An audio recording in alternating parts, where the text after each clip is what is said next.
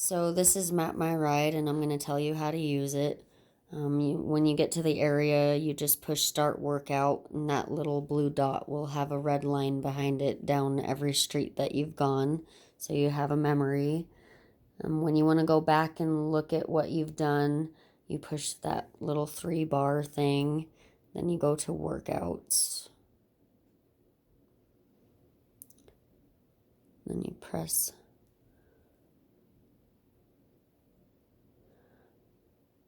and you can make it bigger, zoom in and out.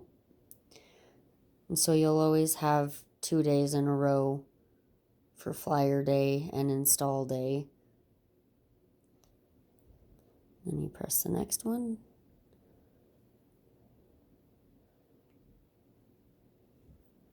And you make sure that they're the same.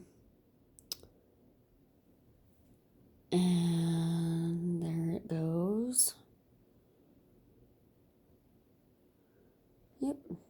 And then to save the memory in my phone, I always delete the install day. The reason I delete the install day is so that you know what day the garbage day was. If you ever need to go back and really remember something, the garbage day is the day that you flyered on.